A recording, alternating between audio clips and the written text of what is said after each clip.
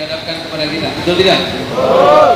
Maka saya ingin menyampaikan kepada Bapak TNI, kepada Bapak-bapak polisi, berpihaklah kepada rakyat.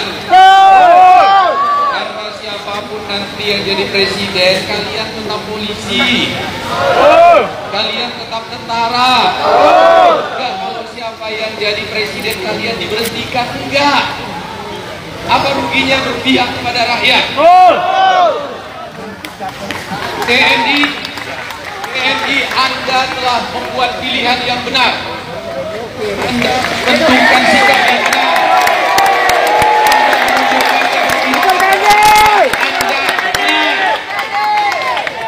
Tapi kepada polisi,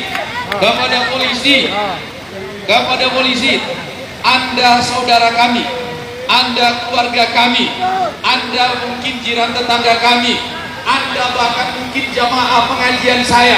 Tapi rezim ini telah membuat Anda dibenci oleh rakyat. Rezim ini yang salah, rezim ini yang keliru, bukan Anda. Tapi karena kebusukan rezim ini, Anda dibenci oleh rakyat. Warna pakaian Anda bahkan menjadi warna yang dibenci oleh semua orang. Maka berpihaklah kepada rakyat. Anda tetap akan menjadi polisi kami. Senjata tetap Anda sandang. Pakaian Anda akan tetap kami biayai dengan pajak kami. Tapi berpihaklah kepada rakyat. Betul tidak?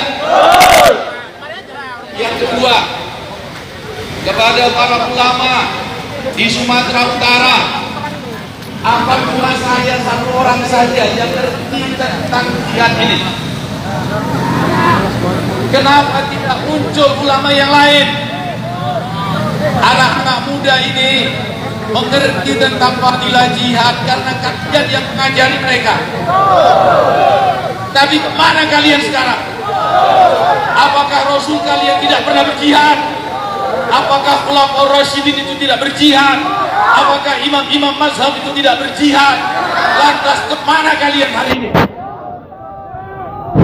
mengundang kalian semua, para kiai, para ulama, para habaib di Sumatera Utara, bergabung segera dengan kafilah ini. Allahu Akbar. Yang berikutnya, kami mengundang semua elemen bangsa dari Papua, dari NTB, dari Bali, dari Aceh, dari Lampung. Ayo kita mulai revolusi ini.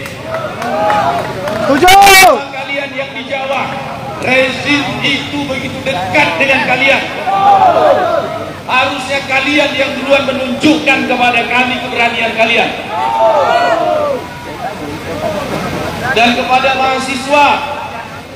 mahasiswa, kalau kalian kuliah cuma untuk menjadi kutu buku, kami akan ucapkan selamat tinggal buat kalian.